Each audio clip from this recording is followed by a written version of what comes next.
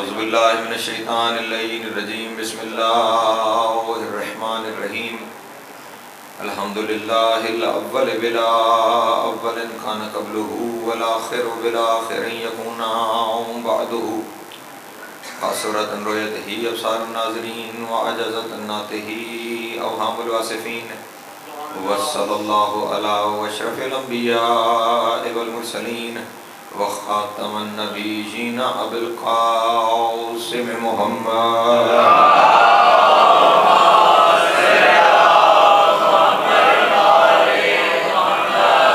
وآلہ الطیبین الطاہرین المعصومین الشرفاء الذین اذهب اللہ عنہم الرجس وطہرہم تطہیرا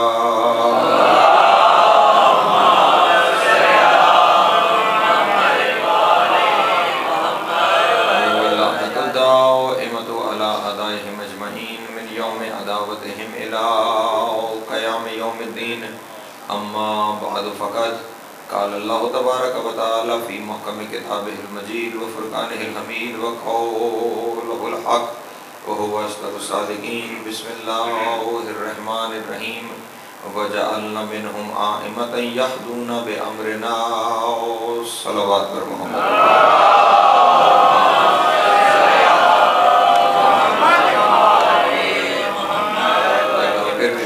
آواز بلند صلوات پڑھ دیں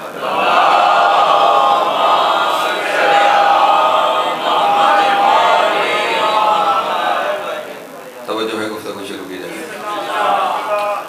آج کی اس مجلس عزا کا خصوصی ربط ہے اس ہستی کے ساتھ کہ جس کے نام سے ہم دنیا میں پہچانے جاتے ہیں۔ جو لوگوں کے درمیان ہمارا تعارف ہے کہ ہمیں دنیا جعفری کے نام سے پہچانتی ہے کہ یہ مکتب حضرت امام جعفر صادق ہے،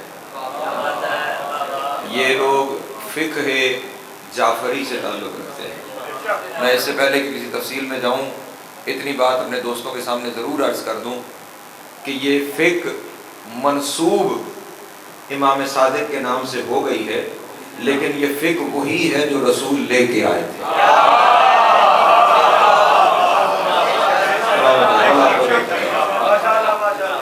نام سے اس لیے منسوب ہو گئی کہ میرے مولا کا وہ دور ہے کہ جس دور میں بعد کے بہت سارے لوگوں نے دعویٰ کیا اور انہوں نے اپنی اپنی جگہ پر فقہ کو ترتیب دینا شروع کیا۔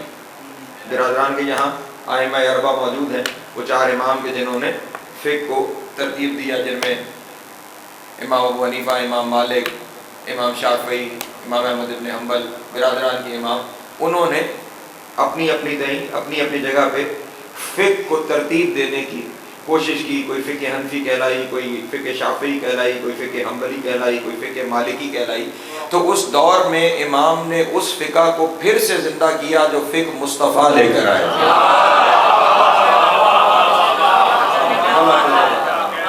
ورنہ ہمارے جہاں دین کامل ہو گیا ہے میرے نبی پر۔ توجہ جس دن یہ آیت نازل ہو گئی تھی الیوم اکملت لکم دینکم واتممت علیکم نعمتی ورضیت لکم الاسلام دینا، اس دن خداوند عالم نے اپنے دین کے تمام احکام کو منزل کمال تک پہنچا دیا تھا۔ اس کے بعد نہ کسی نئے حکم کی ضرورت تھی، نہ کسی نئے مشورے کی ضرورت تھی، نہ کسی نئے خیال کی ضرورت تھی۔ دین محمد کا ہے، محافظ جعفر صادق۔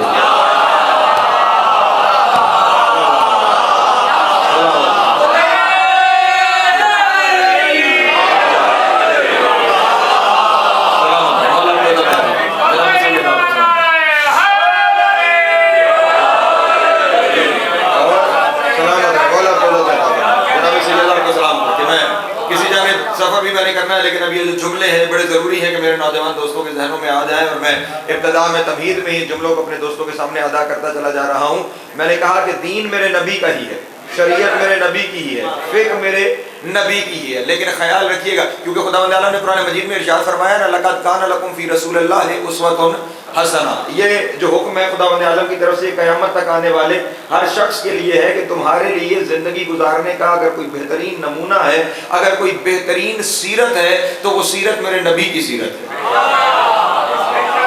وہ سیرت لقد کان لکم فی رسول اللہ اسوۃ حسنہ، بہترین سیرت اللہ کے رسول کی سیرت ہے کہ جس پہ تم نے عمل کرنا ہے. اور یہاں اپنے دوستوں کے سامنے عرض کرتا چلوں، مصطفیٰ کی سیرت مکمل ہی نہیں ہوتی جب تک کہ یہ 14 پورے نہ ہو جائیں.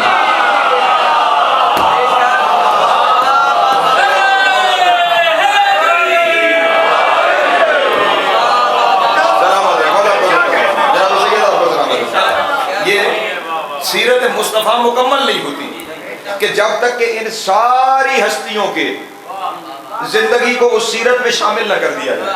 میں قرآن سے ایک دلیل دے کے آگے بڑھ جاتا ہوں. خداوند عالم نے اپنے حکم کو دیا، حکم دیا اپنے نبی کو کہ اے میرے حبیب جنگ کیجئے، جنگ کیجئے، جاہد الکفار والمنافقین، جنگ کیجئے کافروں سے اور منافقوں سے. حکم الہی ہے نبی کو کہ کفار سے بھی جنگ کیجئے، منافقین سے بھی. حکم قرآن ہے کفار سے بھی جنگ کیجئے، منافقین سے. اب حکم الہی پر عمل کرنا نبی کے لیے واجب ہے. توجہ دار محترم، نبی ہمارے لیے واجب ہے، وہ تو پھر خداوند عالم کی شریعت لے کے آنے والے ہیں، تو حکم پر عمل کرنا واجب ہے. لیکن اب پڑھے لکھے دوست تشریف فرما ہیں، وہ کسی مکتب سے تعلق رکھتے ہو، شیعہ ہو، سنی ہو، دیوبندی ہو، بریلوی ہو، حکم الہی ہے اپنے نبی کو کہ جنگ کرو کفار سے اور منافقین سے، اور نبی پر اس حکم کی تکمیل واجب ہے. پڑھے لکھے دوست تشریف فرما ہے، رسول کی پوری زندگی میں کافروں سے جنگ تو ہے، منافقوں سے نہیں ہے.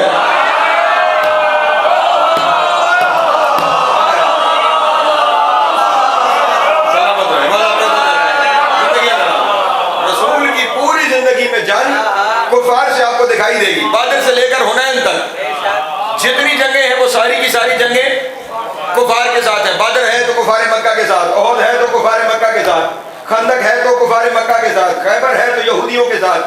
جتنی بھی جنگیں ہیں وہ کفار کے ساتھ ہیں، منافقین کے ساتھ پوری زندگی میں جنگ ہی کوئی نہیں. تو اب یا تو یہ مان لو کہ نبی نے اللہ کے حکم پہ عمل نہیں کیا.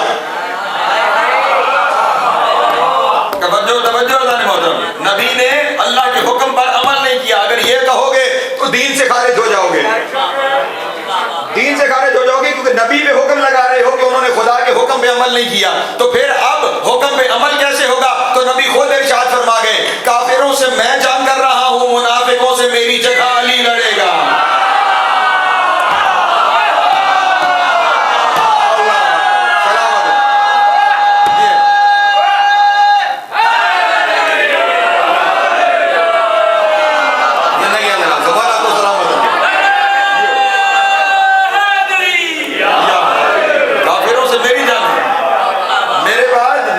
منافقوں سے علی لڑے گا، کیونکہ منافقت ظاہر ہی جب ہوگی جب اعلان علی ہو جائے گا.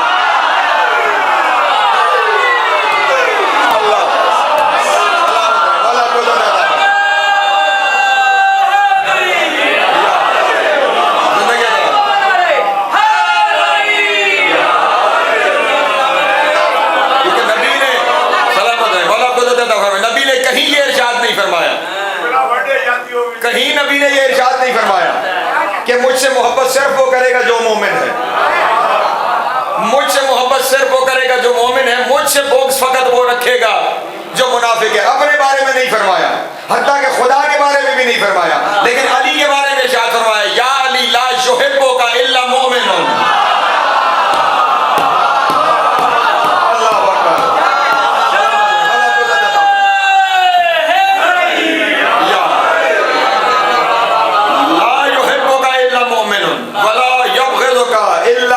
اے علی تجھ سے محبت نہیں رکھیں گے مگر صرف مومن، تجھ سے بغض نہیں رکھیں گے مگر صرف منافقت. تو منافقت کا اظہار ہی تب ہوتا ہے جب نام علی آئے.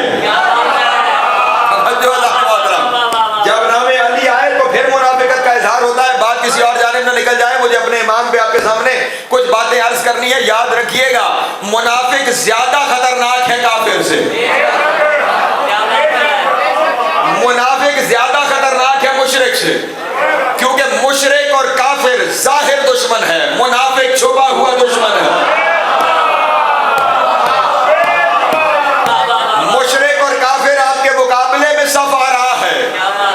منافق آپ کی صفوں میں کھڑا ہے.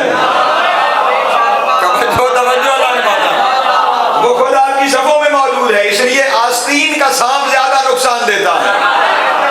میں نے تو جملہ کہہ دیا جو دوستوں کے سامنے کرنا ہے. آستین کا سانپ زیادہ نقصان دہ ہوتا ہے. تو اب سیرت رسول، بات کسی اور جانب نہ نکل جائے، میں متصل کروں بات. تو سیرت رسول نہیں مکمل ہوتی جب تک کہ ان سب ہستیوں کو شامل نہ کر لیا جائے. اسی لیے مکتب اہل بیت کا یہ اصول ہے. ہمارے یہاں حدیث صرف وہ نہیں جو نبی نے ارشاد فرمائی، ہمارے یہاں ان 14 میں سے جس نے جو جہاں کہا وہی حدیث ہے.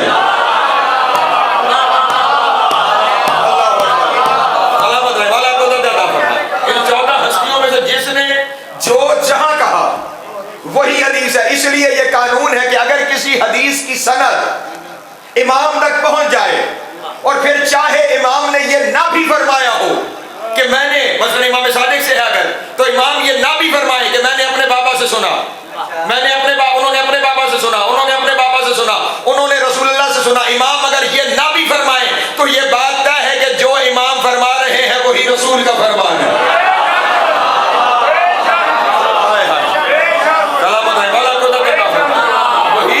رسول کا فرمان ہے. اگر بات جب رسول تک پہنچ جائے گی تو پھر قرآن خود کہہ دے گا وما ينطق عن الهوى ان هو الا وحی یوحی. اس کا مطلب صادق نے جو کہہ دیا بس یوں سمجھو وہی خدا نے کہا ہے. سلامت رہے والا کو جو میرے امام کی زبان سے لفظ جاری ہو جائے گا وہی خدا کا فرمان جان ہے کہ یہ خدا کی جانب سے حکم ہو رہا ہے. اس لیے ان سب کی سیرت بات کسی اور جانب بڑھتی جا رہی ہے. میں کسی اور منزل کی طرف سفر کرنا چاہتا ہوں. نہیں مکمل ہوتی سیرت. میں کوشش کروں گا جو آپ کا خمسہ ہوگا 4 سے 8 کلومیٹر اس میں کچھ اس جانب سفر کروں گا. صرف اس وقت اتنا اشارہ سن لیجیے اور پھر وہاں پہ اس کی تفصیلات آپ کے سامنے بیان کروں گا. اللہ نے اپنے نبی کے ذمے کچھ کام لگائے ہیں قرآن مجید میں. اپنے نبی کے کچھ کام مثلا سورہ جمعہ میں یہ ارشاد فرمایا هو الذی بعث فی الأمیین رسولا منهم یتلو علیہم آیاتہ وَيُزَكِّیهِمْ وَيُعَلِّمُهُمُ الْکِتَابَ وَالْحِکْمَةَ. اے میرے نبی آپ کی ذمہ داری یہ ہے کہ آپ آیتوں کی تلاوت کریں. پہلی ذمہ داری کیا ہے؟ یتلو علیہم آیاتہ، ان لوگوں کے لیے آیتوں کی تلاوت کیجیے. دوسرا ہے وَيُزَكِّیهِمْ، ان کے نفوس کا تزکیہ کیجیے. اور تیسرا ہے وَيُعَلِّمُهُمُ الْکِتَابَ وَالْحِکْمَةَ، انہیں کتاب و حکمت کی تعلیم دیجیے. یہ کام نبی کے ذمے ہے. توجہ، یہ کام نبی کے ذمے ہے. جب تک یہ سارے کام 100% مکمل نہیں ہو جاتے اس وقت تک سیرت رسول جاری ہے.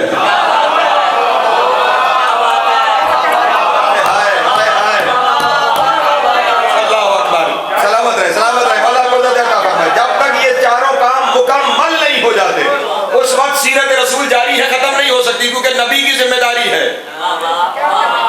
خداوند عالم نے اپنے حبیب پہ ذمہ لگایا ہے نا، تو نبی کی ذمہ داری ہے یہ چاروں کام مکمل ہو جائے. اگر تو آیات کی تلاوت پر امت متفق ہو گئی تو نبی کا یہ کام ختم ہو گیا ہے.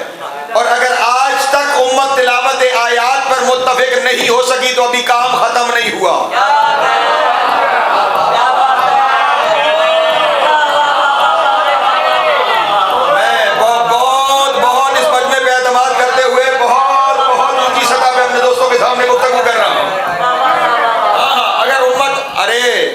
باقی سارے احکام تو بڑے دور کی بات ہے نا. نبی کے ذمے ہے آیات کی تلاوت. جب تک بنی نوع انسان تلاوت آیات پر متفق نہیں ہوتی اس وقت تک کار رسالت ختم نہیں ہوا. اور آج تک متفق نہیں ہوئی. اس کی دلیل یہ ہے کہ یہ جو آپ آیت وضو ہے نا، وضو کی آیت وَاغْسِلُوا وُجُوهَكُمْ وَأَيْدِيَكُمْ إِلَى الْمَرَافِقِ وَامْسَحُوا بِرُؤُوسِكُمْ وَأَرْجُلَكُمْ إِلَى الْكَعْبَيْنِ. اسی آیت پر اختلاف ہے، یہ ارجلکم ہے یا ارجلکم ہے. اسی آیت پر آج تک امت میں اختلاف ہے کہ وہ ارجلکم ہے یا ارجلکم ہے. چلیں یہ زیر و زبر تو اپنی جگہ پہ رہ گئی. خود بخاری شریف کے اندر باب التفسیر میں یہ روایت موجود ہے. توجہ اذان محترم، اور بڑے عظیم صحابی رسول سے روایت موجود ہے کہ یہ جو 2 صورتیں موعوذتین کہلاتی ہیں، قل اعوذ برب الفلق اور قل اعوذ برب الناس، یہ قرآن کا حصہ نہیں ہے. توجہ ہے؟ پریشان ہو گئے آپ حضرات؟ اس کا مطلب یہ ہوا کہ امت مسلمہ ابھی تک تلاوت آیات میں متفق نہیں. اس کا مطلب ابھی کار رسالت باقی ہے. اگر کار رسالت باقی ہے تو پھر محمد باقی ہے.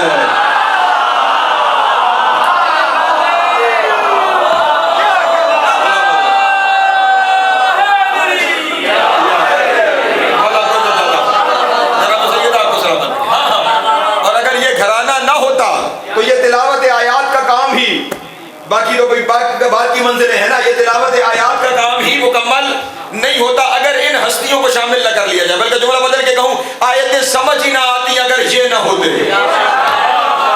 بس میں پہنچ گیا اپنے امام تک جو سفر کروا کے اپنے محترم دوستوں کو لایا. اور اب امام کی طرف, ہر ایک امام کے دور کے اپنے اپنے چیلنجز ہیں.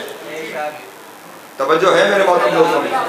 آپ نے جو کہا نا, میں ایک بڑے مختلف زاویے سے اپنے امام کی طرف آنے کی کوشش کر رہا ہوں. ہر امام کے دور کے اپنے اپنے چیلنجز ہیں. امیر المومنین کے لیے چیلنجز مختلف تھے کہ ان کے مقابلے میں وہ جماعت کھڑی ہو گئی جو کبھی لوگوں کو نبی کے ساتھ کھڑی نظر آتی. وہ میرے مولا امیر المومنین کے دور کا معاملہ تھا. جیسے جیسے وقت گزرتا رہا, میں ایک ایک پہ گفتگو کروں تو پھر پورا اشرہ چاہیے. امام صادق علیہ السلام کا دور وہ ہے کہ جس دور کے اندر جعلی عرفاء بھی سامنے آئے, جعلی فقہا بھی سامنے آئے.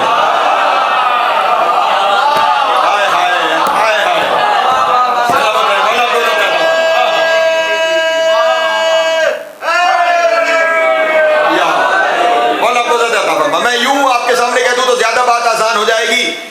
امام باقر علیہ السلام سے پہلے کا جو دور ہے نا, اس سارے دور میں پہلے نبی کے دور میں کافر اور مشرک سامنے آ کے لڑتے رہے. پھر اس کے بعد امیر المومنین سے لے کر امام حسین علیہ السلام تک منافقین نے بھی چہروں سے نقاب ہٹائے اور وہ سامنے آ کے لڑنا شروع ہوئے. اور جب انہوں نے دیکھا کہ لڑنے سے گزارا نہیں ہے تو پھر انہوں نے روپ بدلنا شروع کی. پھر انہوں نے بجائے ان کو کہ جو دین لے کر آئے تھے انہیں ختم کرنے کے ساتھ ساتھ دوسرا کام شروع کیا. اور وہ دوسرا کام یہ تھا, صرف انہیں نہ ختم کرو کہ جو دین کے ذمہ دار ہیں, دین کو بھی ختم کرنے کی کوشش کرو. توجہ اذان محترم. اور دین نہیں ختم ہو سکتا تھا جب تک کہ دین کا لباس نہ پہنا جائے. مشرف دعا کرنا والا مدد کرنا ہے. نہیں ختم ہو سکتا تھا دین جب تک کہ وہ خود دین کا لباس پہن کے دین کے ٹھیکیدار نہ بنے. جب بنیں گے تو پھر دین میں, یاد رکھیے گا, کبھی بھی انجان آدمی, نا آشنا آدمی تبدیلیاں نہیں پیدا کر سکتا. تبدیلی وہی جانتا ہے جو جانتا ہے.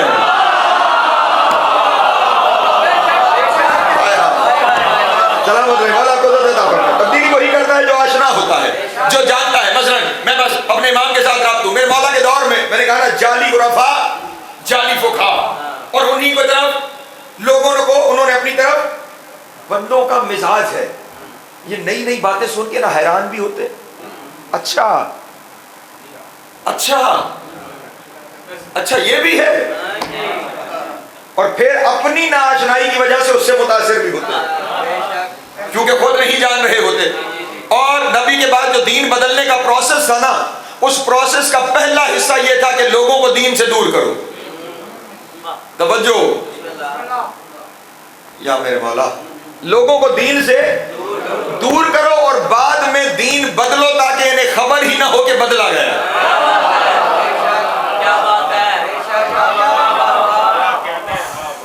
پتہ نہیں میں کہاں سے گزروں اور کیسے گزروں یہاں سے. یہ جو دنیا کہتی ہے نا کہ وہ نبی کے بعد سے عرصے تک وہ جنگیں اور پتہ نہیں کہاں تک مسلم فوج پہنچ گئی اور انہوں نے علاقے فتح کر دیے. عزیزان محترم, بعد نبی امت مسلمہ کو جنگوں میں مصروف رکھ کے مشن مصطفیٰ سے ناآشنا رکھا گیا.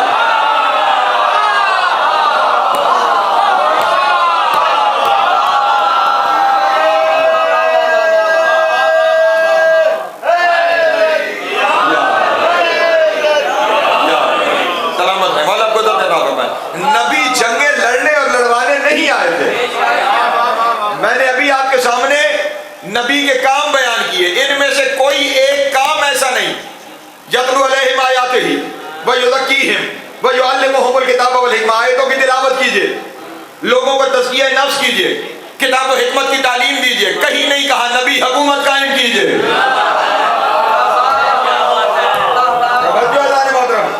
نبی حکومت قائم کیجئے نہیں، نبی لوگوں پر فوج کشی کیجئے، کہیں آپ کو نہیں ملے گا۔ کام شریعت کے بس وہی ہے جو خدا نے بتائے ہیں۔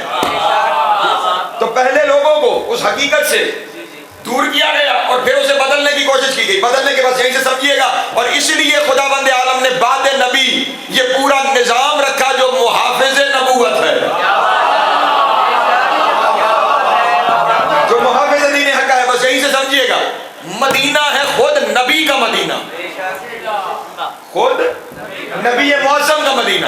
مدینے کے چوک میں ایک شخص ہر روز کھڑا ہو جاتا ہے اور وہ قرآن کی آیتوں کی تفسیر بیان کرنا شروع کرتا ہے، اور مجمع اس کے گرد ہر روز بڑھتا چلا جا رہا ہے۔ اچھا، ایسے تو ہم نے قرآن کبھی سنا ہی نہیں، یہ والے معنی تو ہمیں کبھی پتہ ہی نہیں تھے، یہ والی تفسیر کی تو ہمیں خبر ہی نہیں تھی۔ لوگ اکٹھے، اور امام کا گزر ہوا تو دیکھا کہ مجمع اکٹھا ہے، اور وہ شخص وہاں پہ کھڑے ہوئے، جانے کیا کیا قرآن کے بارے میں وہ سب کچھ کہہ رہا ہے جو قرآن نہیں ہے۔ اپنی مرضی سے عرفان کے نام پر لوگوں کے اندر خرافات پھیلاتا چلا جا رہا ہے۔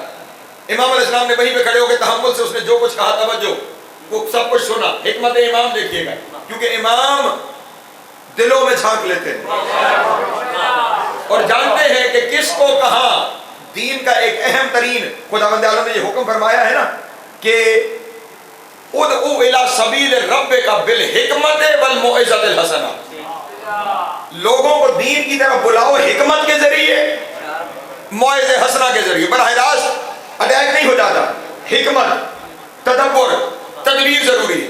امام نے ایک طرف کھڑے ہو کے، لوگ سن رہے تھے، امام سب کچھ سنتے رہے۔ جب تقریر ختم ہو گئی، لوگ منتشر ہو گئے، وہ ایک جانب چل پڑے۔ امام علیہ السلام نے اس کے پیچھے چلنا شروع کیا۔ چلتے چلتے وہ ایک نان بھائی کی دکان پہ پہنچا، اور نان بھائی سے گفتگو کرتے ہوئے، صاحب جبہ و دستار تھا، اس نے 4 نان اٹھائے اور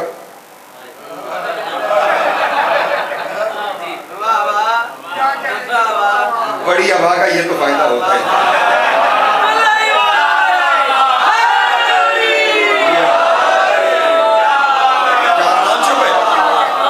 چند قدم آگے چلے تو ایک انار والا تھا، اس سے بات چیت کرتے ہوئے 4 انار بھی۔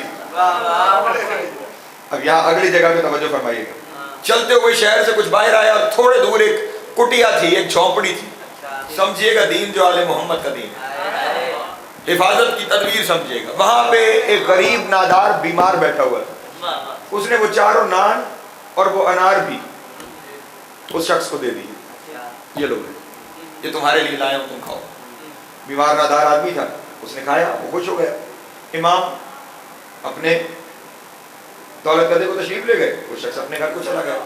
اگلے دن اس نے پھر مجمع لگایا، اور اب امام بھی اس مجمع میں پہنچے، اور اس سے پہلے کہ وہ اپنی کوئی گفتگو شروع کرتا، توجہ عزائے محترم، امام علیہ السلام نے ارشاد فرمایا کہ میں آپ سے کچھ سوال کرنا چاہتا ہوں، تدبیر، حکمت، میں کچھ سوال کرنا چاہتا ہوں۔ اس نے کہا جناب ضرور سوال کیجئے، کیا سوال ہے آپ کا؟ کہا سوال یہ ہے کہ میں تو آپ قرآن و حکمت کی تعلیم لوگوں کو دے رہے تھے، تو لگ تو یہی رہا تھا کہ آپ بڑے عارف شخصیت ہیں، بڑے متقی و پرہیزگار ہیں، لیکن میں نے دیکھا کہ آپ نے جاتے ہوئے نان بھی چرائے، انار بھی چرائے۔ اب توجہ، دین کو بدلنے والے، نان بھی چرائے، انار بھی چرائے۔ گھاگ آدمی تھا، پلٹ کے کہنے لگا اگر آپ نے چراتے ہوئے دیکھا تو آپ نے یہ بھی دیکھا ہوگا کہ وہ کس کام آئے، کس کام آئے۔ وہ میں نے جا کے غریب و نادار کو دیے، تو وہ جو غریب و نادار و بیمار تھا اسے کھانے کو بھی مل گیا اور اس کی بیماری کی دوا بھی ہو گئی۔ تو امام علیہ السلام نے ارشاد فرمایا تجھے کس نے اختیار دیا تھا کہ تو غریب و نادار کی اس طرح مدد کرے؟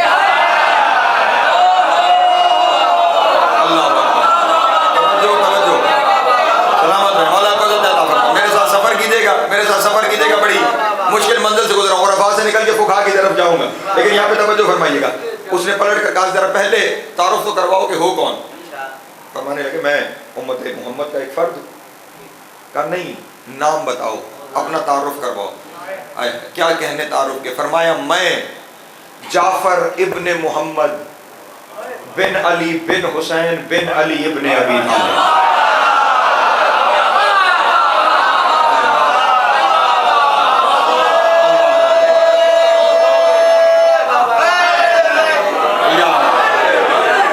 پہلے تو اسی تعارف سے ہوش اڑ جانے چاہیے کہ میں کون ہوں. لیکن آپ سامنے، میں نے کہا نا دین بدلنے والے عام لوگ نہیں ہوتے. پلٹ کے کہنے لگا اگر ایسا ہے تو پھر تو آپ کا تعلق خاندان رسالت سے ہے. توجہ، حملہ کرتے ہیں فوراً. آپ کا تعلق پھر تو خاندان رسالت سے ہے. خاندان رسالت سے تعلق نے آپ کو کوئی فائدہ ہی نہیں دیا. سیدھا حملہ. خاندان رسالت سے تعلق نے آپ کو کوئی فائدہ ہی نہیں دیا. امام نے فرمایا کس طرح؟ کہا یہ جو کام میں نے کیا ہے نا، خدا مند عالم نے قرآن مجید میں ارشاد فرمایا وَمَنْ جَاءَ بِالْحَسَنَةِ لَهُ عَشْرُ أَمْثَالِهَا وَمَنْ جَاءَ بِالسَّيِّئَةِ لَا يُجْزَى إِلَّا بِهَا. جو شخص ایک نیکی لے کر آئے گا میں 10 کر کے واپس کروں گا. جو ایک نیکی لائے گا میں 10 کر کے واپس کروں گا، اور جو گناہ لائے گا اسے اتنا ہی بدلہ ملے گا جتنا گناہ ہے. تو لطف الہی ہے اپنا.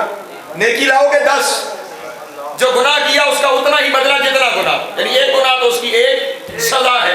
تو اب میں نے یہ جو چیزیں چرائیں، یہ 8 چیزیں تھیں، میں نے ایک شخص کو دی تو یہ 8 نیکیاں ہوئیں. 8 نیکیوں کو خدا دیتا ہے 10 سے ذرا، تو میرے ذمہ ہو گئی 80 نیکیاں میرے کھاتے میں. اور جو میں نے چرائیں وہ ہے 8 چیزیں، اور ایک کے بدلے ایک ہی ہے، تو میرے گناہ ہوئے 8، نیکیاں ہوئی 80. اور اللہ نے کہا ہے جس کی نیکیوں کا پلہ بھاری ہوگا اسے بخش دوں گا. توجہ، بظاہر تو بڑی لاجیکل بات ہے. سورہ قاریہ کی یہی آیتیں ہیں نا، من ثقلت موازینہ فہو فی عیشۃ راضیہ. جس کے عمل کا پلہ بھاری ہوگا نیکیوں کا، وہ اچھی جگہ پر ہے، اور جس کی برائیوں کا بھاری ہو گیا، کبھی یاد کرائیے گا، اس میں بھی گفتگو کروں گا، وہ جہنم میں چلا جائے گا. تو میرے پاس نیکیاں زیادہ ہیں، گناہ کم ہے، تو جب پلہ بھاری ہے تو میں نے جنت میں چلا جانا ہے. امام نے 2 دفعہ فرمایا افسوس ہے تیری اس فکر پر. افسوس ہے تیری اس فکر پر. اب خیال رہے مجمع سامنے موجود ہے، حکمت، موعظہ حسنہ اور تدبیر کے ذریعے کہ کیسے آپ میری سوچ پہ افسوس کریں. امام نے فرمایا یہ آیت پڑھنے سے پہلے کیا تو نے اس آیت کو نہیں پڑھا کہ خدا بند عالم نے ارشاد فرمایا انما یتقبل اللہ من المؤمنین، انما یتقبل اللہ من المتقین. اللہ نیکی صرف متقیوں کی قبول کرتا ہے. جب تو نے چوری کی تو تو متقی رہا.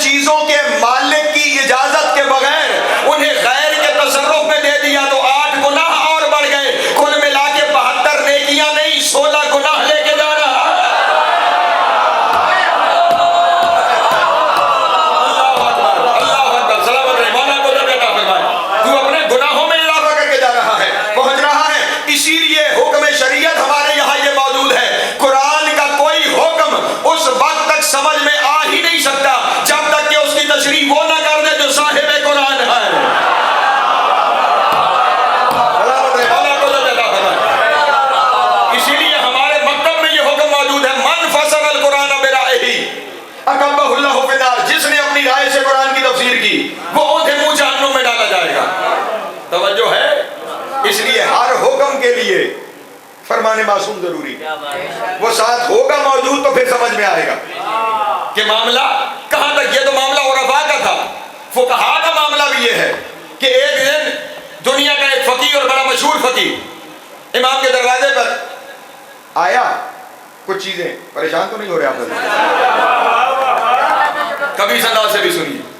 کچھ سوال کرنے امام کے دروازے پر آیا اور جب وہ پہنچا تو دسترخوان چنا جا چکا تھا. امام علیہ السلام دسترخوان پہ تشریف فرما تھے اور اب کیا کہنے کہ جنہوں نے خود دنیا والوں کو یہ تربیت دی ہے کہ اگر رزق وسیع کرنا چاہتے ہو تو دسترخوان وسیع کر دو. اگر رزق وسیع کرنا چاہتے ہو تو دسترخوان وسیع کر لو. اسے بھی دعوت دی, آؤ بیٹھو کھانا کھاؤ. وہ بھی بیٹھا کھانا کھانے لگا.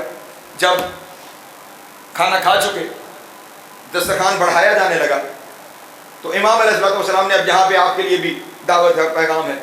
امام علیہ السلام نے ارشاد فرمایا الحمدللہ رب العالمین. یہ فرما کے ساتھ ارشاد فرمایا اللہم ان ھذا, یعنی رزق کے بارے میں, اللہم ان ھذا من کا و من رسول کا, اے میرے اللہ یہ رزق تیرے اور تیرے رسول کی طرف سے آیا تھا.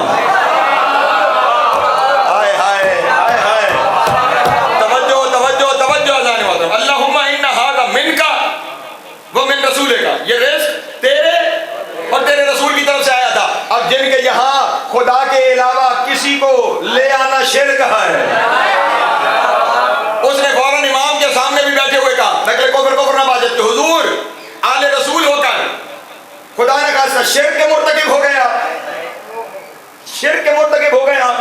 کہا کیسا شرک؟ آپ نے خدا کے ساتھ رسول کو شریک کر دیا.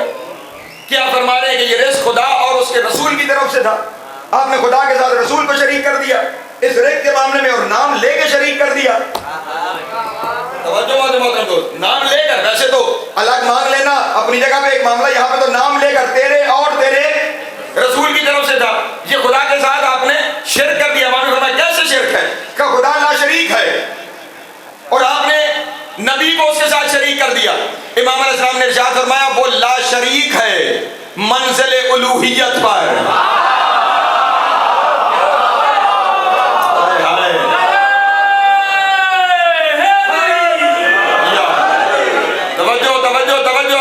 وہ لا شریک ہے منزل الوہیت پر, جہاں دنیا نے اس کی عبادت کرنی ہے وہ تنہا معبود ہے. اس لیے کلمہ بھی یہی ہے لا الہ الا اللہ, کوئی معبود نہیں سوائے اللہ کے. کہیں کلمہ نہیں ہے کہ لا رحمان الا اللہ, لا رزاق الا اللہ,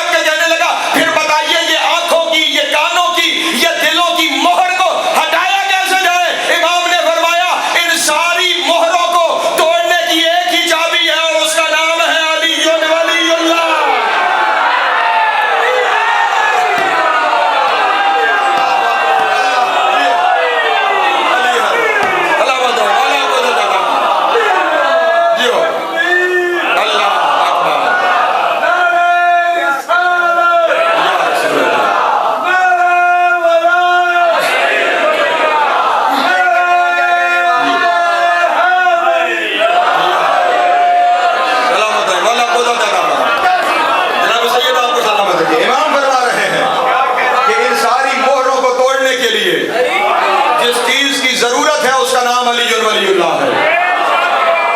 اقرار ولایت علی کر کے اس دروازے پر آ جاؤ, یہ مہریں ٹوٹتی چلی جائیں گی. پھر اس سب سے نکل جاؤ گے جن کے بارے میں خدا نے حکم لگا دیا ہے ختم اللہ علی قلوبہم وعلی سمعہم ابصارہم, ان کی آنکھوں پہ بھی مہرے ہیں, ان کی کانوں پہ بھی مہرے ہیں, ان کے دلوں پر بھی مہرے ہیں. اس مہر سے بچنے کا ذریعہ ولایت علی کا اقرار ہے. اور یہ خیال رہے باقر نقوی نہیں کہہ رہا, امام صادق کہہ رہے ہیں. صادق امام کا ارشاد ہے جب توڑنے کی چابی ہی یہی ہے, چابی ہی یہی ہے, تو پھر چابی کام تب کرتی ہے جب استعمال کیا جائے. علی ولی اللہ کام تب آتا ہے جب زبان سے اقرار کیا جائے.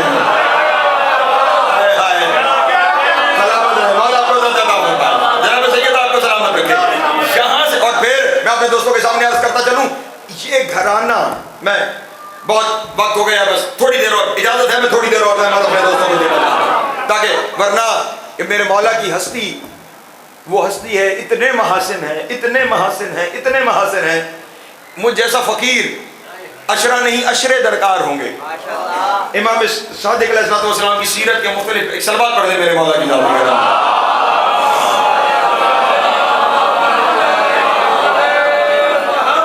ایسے ایسے آثار چھوڑ کر امام دنیا پہ گئے ہیں کہ قیامت تک کے لوگ اگر متوجہ ہوتے رہیں تو ان کے لیے حق پہچان لینا مشکل نہیں. ایک کتاب آپ کو بڑی آسانی سے بازار میں مل جائے گی, سپر مین ان اسلام, انٹرنیٹ پہ بھی بتا رہے ہیں, موجود ہوگی سپر مین ان. اس میں ہے کیا, وہ کسی ایک شخص کی لکھی ہوئی کتاب نہیں ہے. دنیا کے مختلف حصوں سے 25 PhD ڈاکٹرز کو اکٹھا کیا گیا اور ان کے سامنے مسلمانوں کی بڑی بڑی شخصیتوں کے اقوال رکھے گئے اور انہیں کہا گیا کہ اپنے اپنے شعبے کے مطابق اپنی اپنی پسند کا قول اٹھاؤ, اس پہ تحقیق کر کے مقالہ لکھو. اور عجب یہ ہے کہ ان 25 کے 25 نے میرے مولا صادق کے اقوال اٹھائے.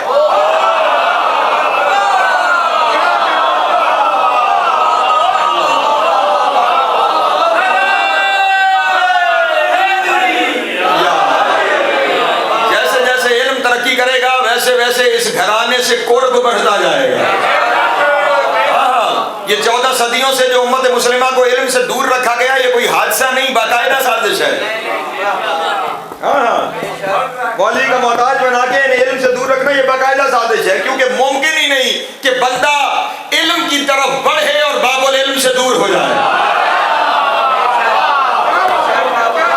ہو ہی نہیں سکتا, ممکن ہی نہیں ہے کہ بندہ علم کے میدان میں سفر کرے اور اس گھرانے سے دور ہو جائے. سب نے میرے مولا کے قول اٹھائے اور ہر ایک نے تحقیق کر کے مقالے لکھے اور ان مقالوں کو اس کتاب میں اکٹھا کیا گیا. صرف ایک مقالے کی جانب توجہ دلوا کر بس اپنی گفتگو کو سمیٹنے کی جانب چلوں.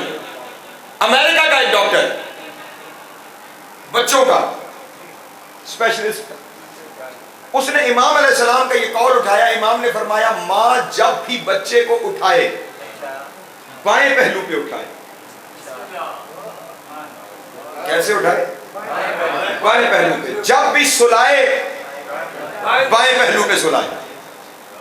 اٹھائے بھی بائیں طرف, سلائے بھی بائیں طرف. امام کا یہ قول احمد ابن حنبل کے پاس پہنچا تھا تو اس نے کتابوں میں موجود ہے, قطعی انکار کیا, کہا ساری برکتیں دائیں میں ہیں تو دائیں کی طرف اٹھانا چاہیے, دائیں کی طرف سلانا چاہیے. امام نے فرمایا بائیں کی طرف اٹھانا چاہیے, بائیں کی طرف سلانا چاہیے.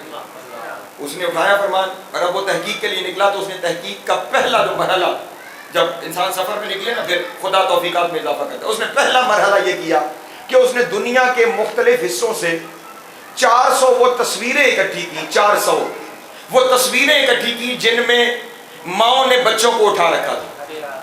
اور عجب یہ ہے, وہ کہتا ہے ان 400 تصویروں میں سے 378 تصویروں میں ماؤں نے بچے ویسے اٹھائے ہوئے تھے جیسے امام نے بتایا.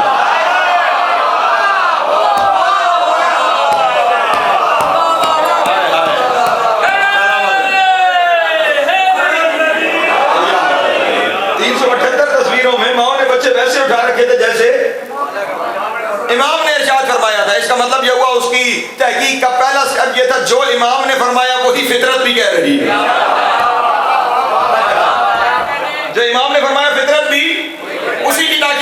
ہے. اسی طرح ماؤں نے بچوں کو اٹھایا. پھر اس نے تحقیق کرنے کے لیے اگلی منزل یہ کی کہ اس نے کچھ نوزائیدہ بچے اور مائیں اپنے اسپتال میں اس نے باقاعدہ 2 لیبارٹریز ڈیولپ کی. ایک لیبارٹری میں کچھ مائیں اور بچے رکھے اور انہیں کہا کہ تم اپنے بچوں کو دائیں پہلو سلاؤ, دائیں پہلو اٹھاؤ, دائیں پہلو سلاؤ. دوسری لیبارٹری میں جن ماؤں اور بچوں کو رکھا اور ماؤں سے کہا تم بائیں پہلو, جیسے امام نے فرمایا بائیں پہلو اٹھاؤ, بائیں پہلو سلاؤ. 3 مہینے کی مسلسل آبزرویشن کے بعد نتیجہ یہ نکلا کہ جو بچے ماؤں کے دائیں پہلو سوتے تھے اور مائیں دائیں پہلو اٹھاتی تھی, وہ بچے سوتے کم تھے, روتے زیادہ تھے.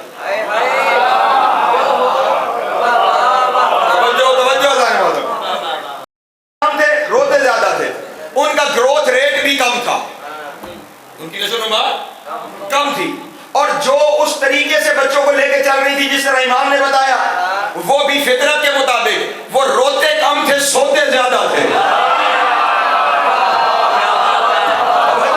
سلامت رہے, مولا کو دیتا ہوں میں. ان کا گروتھ ریٹ بھی ان بچوں کے مقابلے میں زیادہ تھا.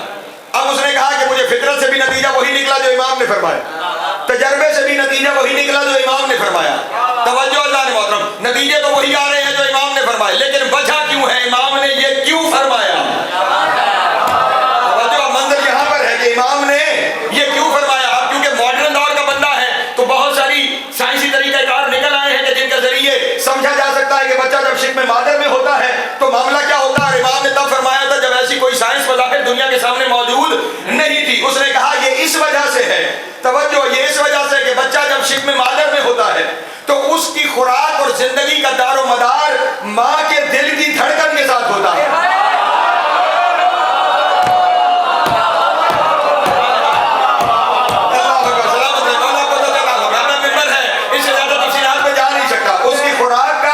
سارا دار و مدار, اس کی زندگی کا سارا دار و مدار ماں کے دل کے دھڑکن کے ساتھ ہے. اس کے لاشعور میں یہ بات محفوظ ہو جاتی ہے کہ جب تک یہ دھک دھک سنائی دے رہی ہے زندگی کا امکان باقی ہے.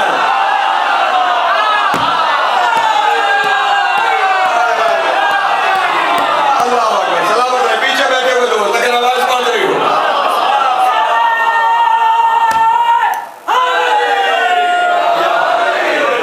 جب تک یہ دھڑکن سنائی دے رہی ہے, اس کے لاشعور میں یہ بات محفوظ ہو رہی ہے, تو اس کا مطلب یہ ہے کہ زندگی کا امکان ہے, مجھے خوراک بھی ملتی رہے گی, میں زندہ بھی رہوں گا. یعنی اب اس کے لاشعور میں یہ دل کی دھڑکن زندگی کی علامت ہے.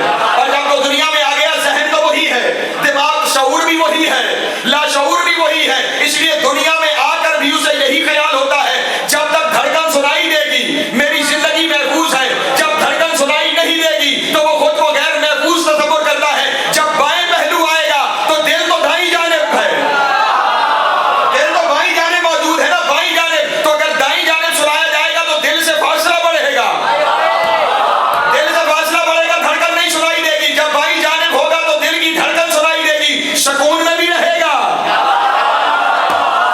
اللہ اکبر, سکون میں بھی رہے گا اور گروتھ ریٹ بھی بڑھتا رہے گا. بس سوال دنیا والوں سے اس نے بھی چھوڑا اور میں بھی چھوڑ رہا ہوں کہ ہمیں تو 1400 سال کے سفر کے بعد, اتنی ساری سائنسی ایجادات کے بعد ہمیں خبر ہوئی کہ معاملہ کیا ہے. وہ 1400 سال پہلے جب کچھ نہیں تھا تو اسے کس نے بتایا تھا؟ فقیر کے پاس اس کے علاوہ نتیجہ کوئی نہیں ہے. یا نظام قدرت بنایا انہوں نے ہے یا گواہ یہ ہے.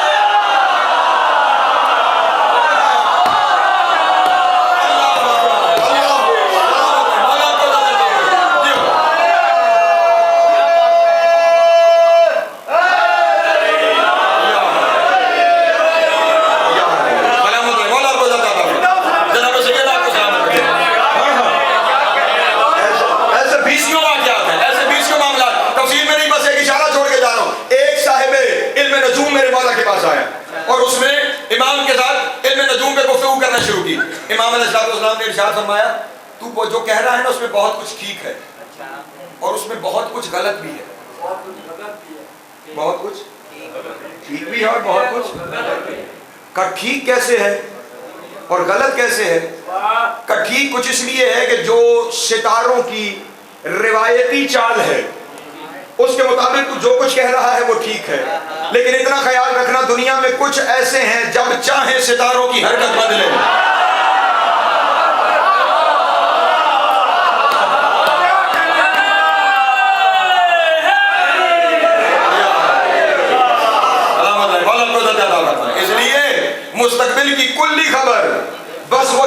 سکتے ہیں جو صاحب اختیار ہیں.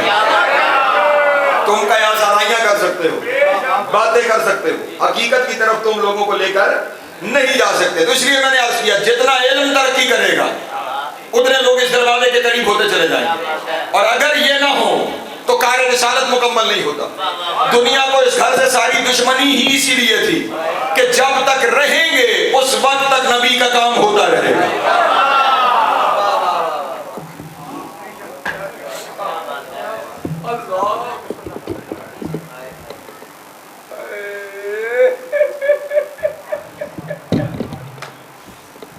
ورنہ دنیا کو ان سے کیا دشمنی کرنی چاہیے تھی کہ جن کی زندگی کا ہر لمحہ فلاح انسانیت کے لیے.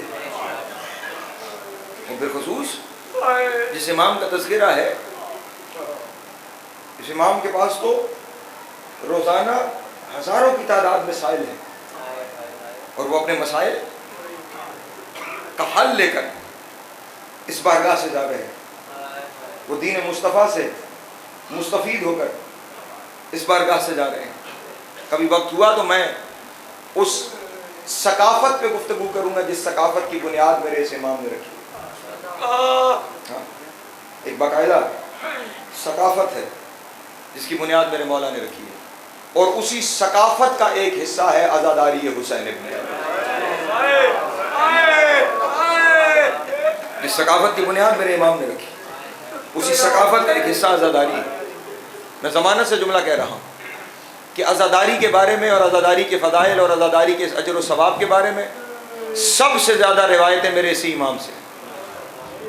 سب سے زیادہ عزاداری کی طرف متوجہ امام صادق نے فرمایا, اور صرف عزاداری کی طرف نہیں, خود اپنے جد حسین کی زیارت کی طرف سب سے زیادہ متوجہ میرے امام نے فرمایا. اس وقت جب آپ کربلا میں زیارت کے لیے تشریف لے جاتے ہیں آپ حضرات, تو کربلا میں اس وقت جتنے مقام معین ہیں, یہ مقام حضرت علی اکبر ہے, یہ مقام علی اصغر ہے, یہ خیمہ گاہ ہے, یہ ٹلہ زینبیہ ہے, یہ جتنی جگہیں کربلا میں آج موجود ہیں یہ ساری جگہیں معین کی ہوئی ہیں میرے صادق امام کی.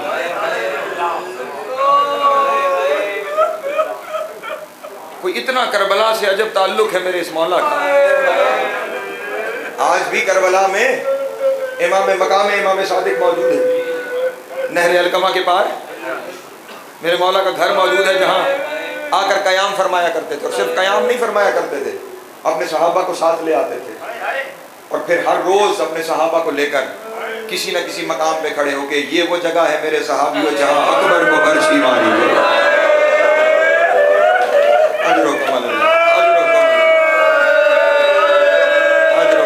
مولا کی ہائے. اس لیے مصائب کی ایک بڑی روایات میرے امام سے منسوب ہے. یہاں حسین کے 18 سال کے جوان کو برشی ماری, اور میرے صحابیوں یہ وہ جگہ ہے جہاں 6 مہینے کے بچے کو تیر مارا گیا. اجر و کمال مولا کی ہائے قبول کرے.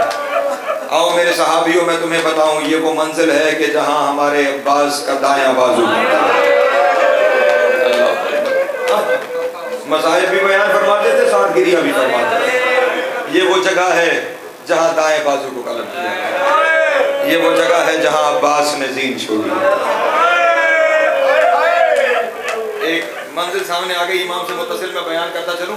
بیان کر رہے تھے حضرت عباس علیہ السلام کے مصائب کہ یہ وہ جگہ ہے جہاں دایاں بازو شہید ہوا, یہ وہ جگہ ہے جہاں بایاں بازو شہید ہوا. جو کربلا کے دوار ہیں وہ گواہی دیں گے. یہ وہ جگہ ہے جہاں مشق میں تیر لگا.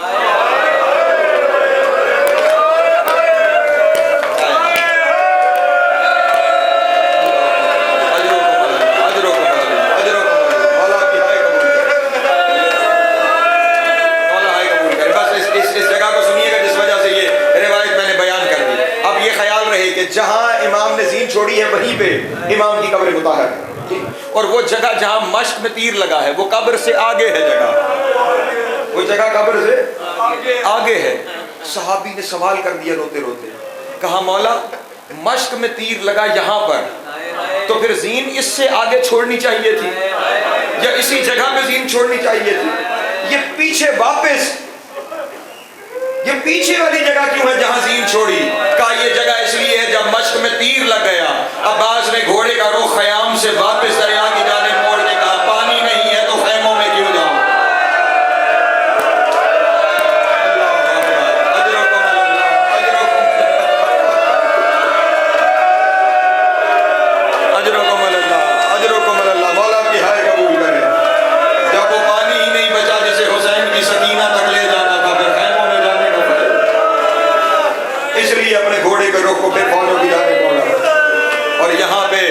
ہمارے عباس نے زین چھوڑی۔ پھر سفر کرتے ہوئے یہ وہ جگہ ہے جہاں ہمارے جد حسین کو 13 ضربوں سے ذبح کیا۔ اللہ،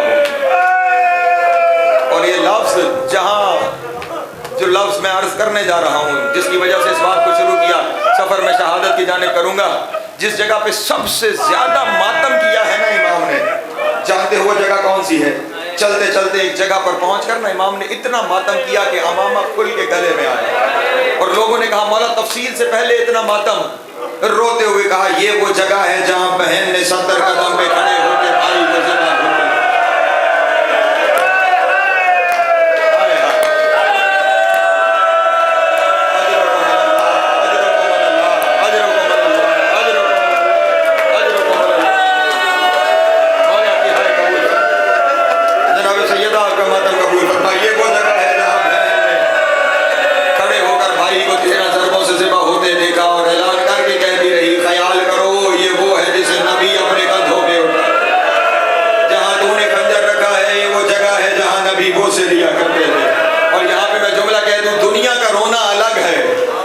صرف سن رہے تھے، امام کا ماتم جدا ہے کیونکہ امام دیکھ رہے تھے۔ یہ نگاہ امامت میں اعجاز ہے کہ امام نے اس سارے منظر کو دیکھ رکھا ہے، جس طرح ہمارے 12ویں آقا آج بھی ہر نماز کے بعد ساری کربلا دیکھتے ہیں۔ امام کی نگاہوں سے کربلا گزرتی ہے، اور میرا مہر امام خود کربلا ہی ایک بہت بڑا جگر کا زخم ہے ہر امام کے لیے۔ آج تک جو صرف کلمہ ولایت پڑھتے ہیں ان کے دل پہ، ان کے جگر پہ کربلا کا زخم ہے، جو خود کربلا والے کا بیٹا ہے، اس کے سینے پہ کتنا بڑا زخم ہوگا کربلا کا۔ اور میں اکثر کہا کرتا ہوں یہ اس پورے قبیلے کو زہر دینے کی ضرورت نہیں تھی، خود درد کربلا ہی نے کھائے جا رہا ہے۔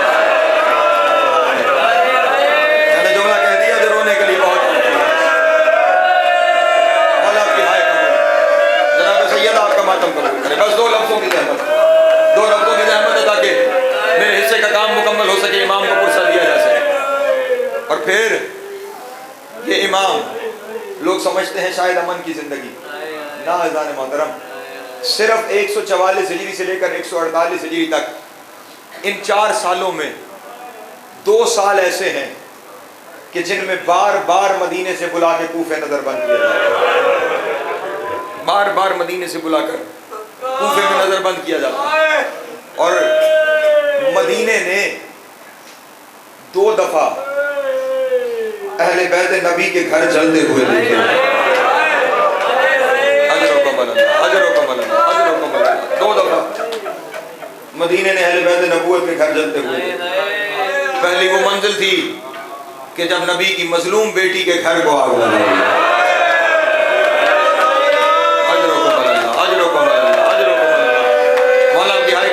مسائل کے اگلے جملے پہ جانے سے پہلے اپنے دوستوں کے سامنے یاد کرتا چلوں، یہ ہماری خطابت کی روا روی کے جملے ہیں کہ صرف دروازے پہ آگ لگائی گئی، ضمانت سے کہہ رہا ہوں دلیلیں پیش نہ کر سکوں تو آپ کا مجرم ٹھہروں، صرف دروازہ جلانے نہیں پورا گھر جلانے آئے گا۔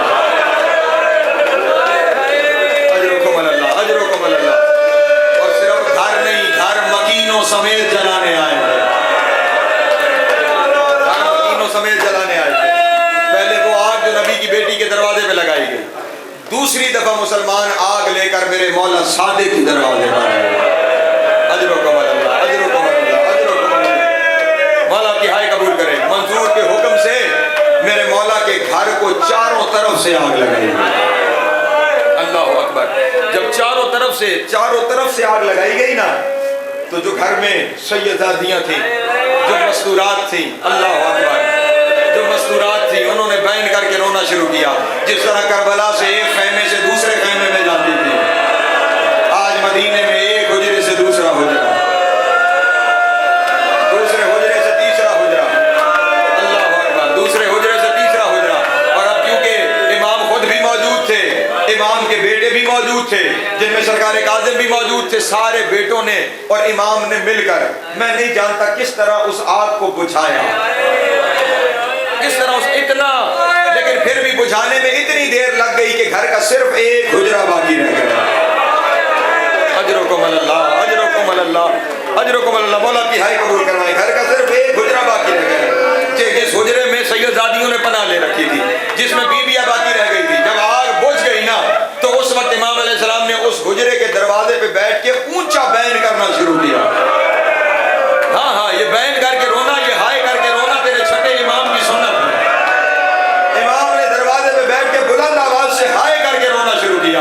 اندر سے بیٹیوں نے رو کر کہا، بابا بابا اتنا بلند گریہ کیوں کر رہے ہیں؟ ایک حجرہ تو بچ گیا نا، ہماری رضائیں تو محفوظ رہ گئی ہیں، ہم اس ایک حجرے میں رہ تو گئے، ہم اس ایک حجرے میں بچ تو گئے.